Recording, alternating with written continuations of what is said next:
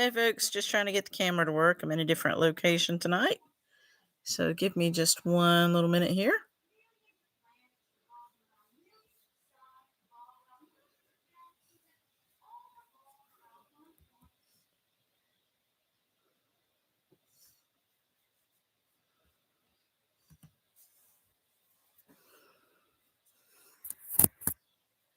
Okay, there we go.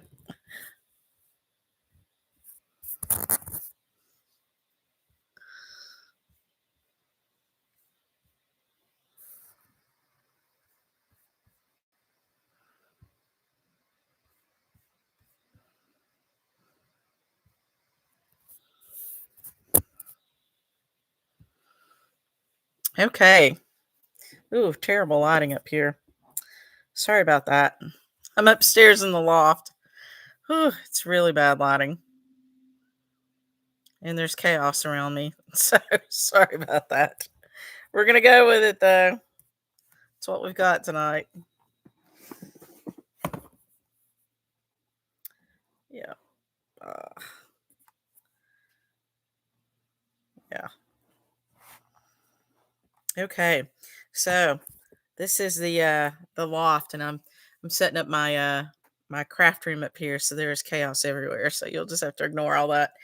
I'll show you an after picture when it's all done. How about that? And I'm sorry that the picture's so terrible. Let me see if I can clean it. Maybe that's part of the problem. I don't know if that'll work or not. We shall see. I do happen to have a little lens cloth here. Sometimes you just have to clean the camera, I have learned. So let's see what we got going.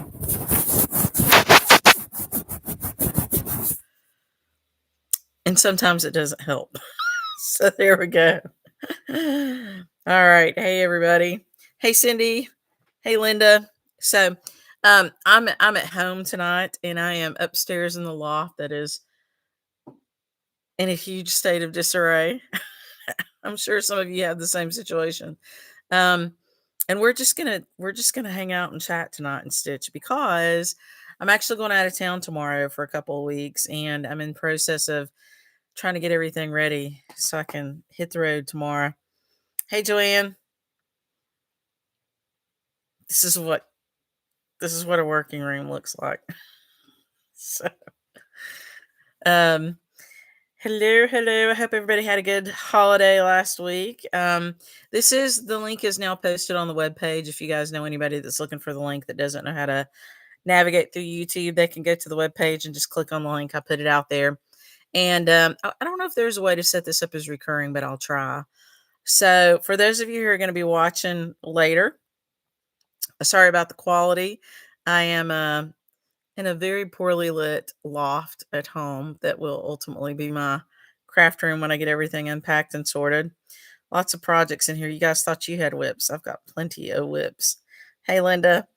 Um, so I don't really have a lot of things prepared for you tonight. We're just going to hang out and chat, and I'll answer any questions you've got. I will tell you what I've got coming up, which is pretty cool. So I'm actually flying out tomorrow to Scotland for a couple of weeks to do a retreat with the Crewel Work Company. And if you're not familiar with the Crewel Work Company, they are based in the UK, and they do, of course, focus on crewel work, but they also do a lot of other things. And they host some really wonderful classes with tutors in other kinds of needlework. And one of those is gold work and silk shading. And so I'm actually taking, there's 4 classes offered, and I'm going to be taking 2. One is silk shading, which is not always done in silk. It's also called long and short stitch. Sometimes it's done with floss. It can be done with any kind of thread. It can actually be done. You have to kind of learn that stitch and crewel work too. But it's kind of cool. That particular class is a unicorn, which is Scotland's national animal, which I find fascinating. Leave it to the Scots, right? So Scotland's national animal is the unicorn. I don't know if you knew that, but so pretty exciting. That one's going to be really fun. And then the other one that I'm taking is gold work, and that's with one of my favorite tutors. So the unicorn is with Kate Barlow, and she's a fantastic tutor. And most of the tutors that teach for the Crewel Work Company, if not all, were trained by the Royal School of Needlework. And so I'll tell you a little bit more about that too, if you don't know anything about them. And then they teach for different event hosts as well as their own companies. And so Kate Barlow is going to be teaching the Feller unicorn. It's actually from a piece that they acquired from the Feller family.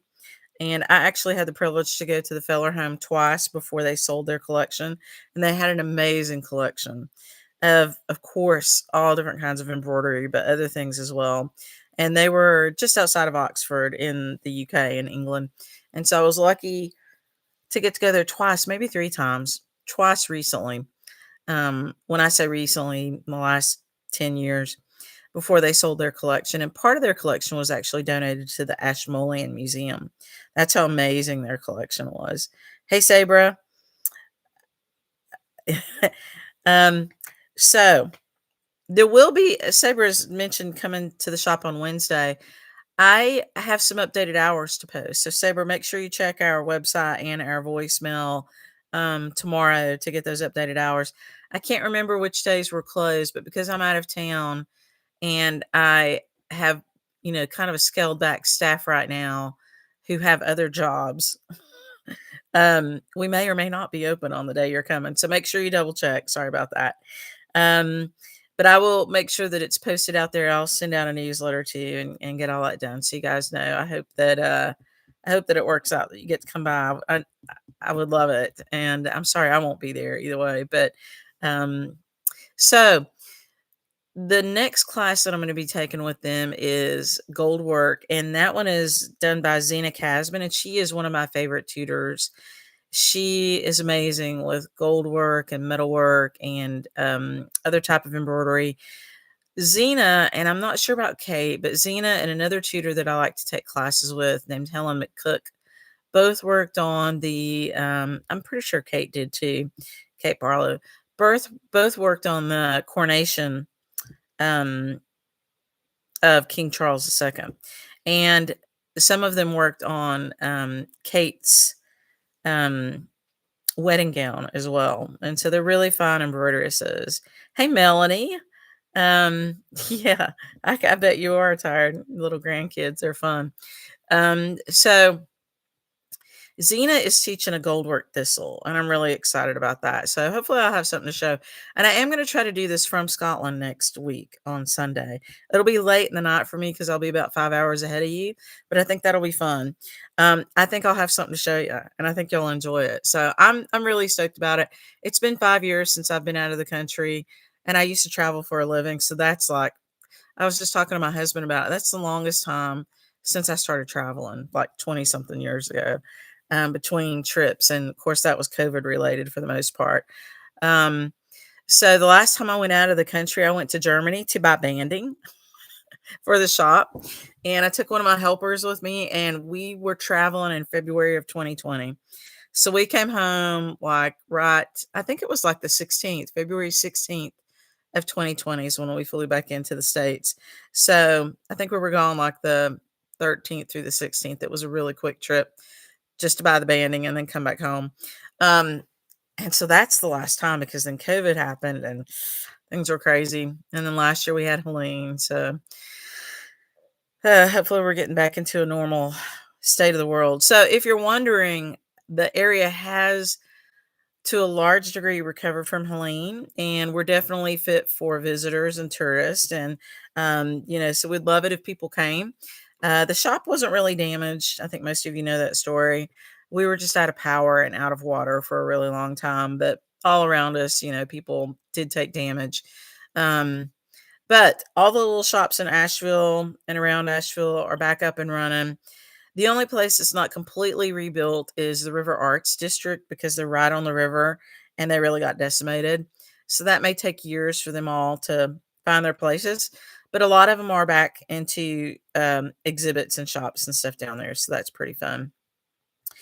And a lot of the antiques shops have reopened too. So that's also good. Hey, Patty, Noonan, Georgia. And so yeah, so next week might be really fun. So I'm torn about it because I hate posting pictures Honestly, I haven't gone anyplace really crazy cool in a while. We were supposed to go to Alaska last year, but